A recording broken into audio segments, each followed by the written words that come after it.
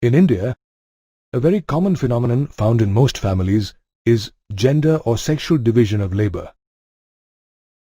These divisions are not biological but social. While women are expected to do housework like cooking and cleaning, men work outside the home. However, men do take up household-related jobs when they are paid for it. In rural areas, women fetch water, collect firewood for fuel, and work in the fields.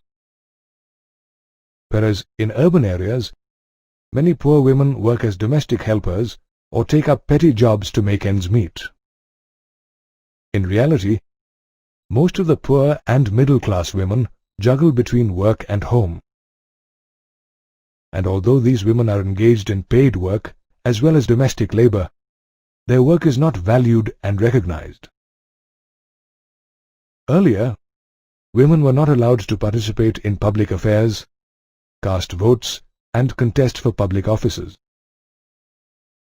As a result, women across the globe organized and campaigned for equal rights. They demanded the rights to vote, enhancements in political and legal status, and better educational and career opportunities. There were several feminist movements which aimed at bringing about equality in personal and family life. These movements did improve the status of women in many countries. Unfortunately, in India, women still lag behind men for several reasons. Our country still follows the patriarchal system, wherein the male is the head of the family. Another reason is that the literacy rate among women in India is only 54%, as against 76% among men. Only a very small percentage of girl students are allowed to go for higher studies. As a result, very few women have highly paid jobs. The gender division also reflects in the fact that women are typically paid less than men for the same work. This is a violation of the Equal Wages Act. The decline in the child-sex ratio is another important indication of gender discrimination. The child-sex ratio in India was 927 girls per 1,000 boys in 2001. It was much lower in areas like Punjab and Haryana, where the ratio was 850 or even 800. Even today in India, many parents prefer to have male children, and it is a common practice among many such parents to get the female fetus aborted.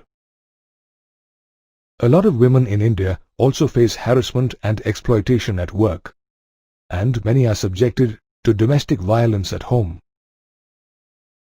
One way to empower women is to elect more women as political representatives.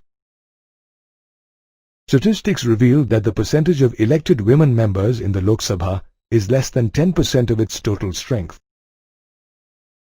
The situation is still worse in the state assemblies, where the percentage of elected women members is less than 5%. Even in cases where a woman becomes a chief minister or a prime minister,